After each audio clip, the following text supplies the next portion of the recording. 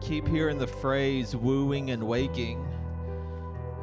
And it was almost like two simultaneous visions. And on one side, it was a hand and there was a single bell and it was gently dinging the bell. And then there were a few other bells, but it was very like melodic and sweet sounding. And then on the other side, I saw it was one of those like old alarm clocks that had the bells and the hammer that would go back and forth. And it was blaring the alarm as it's ringing the bells that are on top. It's like this one comes into view, and then it fades as this one comes into view. And I felt the Lord saying he's been wooing his bride for a long time. Some have received the call to come and have received the call to intimacy, but some have allowed the wooing to cause them to fall asleep. So now he's sounding an alarm. And those that are wooed into intimacy with his presence know that the alarm is for the rest of the bride to join. But those that have been wooed to sleep may see the alarm as either an urgent wake-up call or a rude awakening. And I see that many that call it a rude awakening are calling it that because they're in bed with other lovers. They may not necessarily have been asleep, but they've fallen in love with other idols. Now I see the Lord pulling back the covers on the idols, and the bell that was dinging on the alarm is now a hammer in the hand of the Father.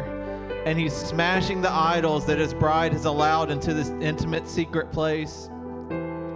And if we're not careful, we'll see the smashing of idols as demonic instead of an act of Elkanah, the jealous God. Because love is sometimes wooing and intimate, and love is sometimes acts of violence to prevent further harm. Knowing the difference will determine whether we are in love with the fear of God or if we're in love with idols. And now I see the bride who does not have offense at what the bridegroom is doing. And I see her being crowned with beautiful jewels. She's being crowned with the fear of the Lord.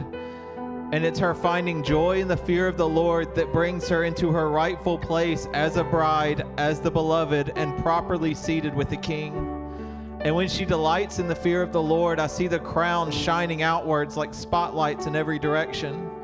And the spotlights are like lighthouse beams that are calling in the prodigals to what the bride has always meant to be and is destined to become.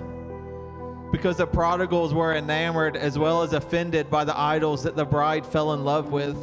But when she falls in love with the King, the prodigals will come running to meet the bridegroom King. And I hear an urgent echoing from a place of pure intimacy that's crying, "Behold, the bridegroom is coming, and the bride is making herself ready, clothing herself in purity, holiness, and the fear of the Lord."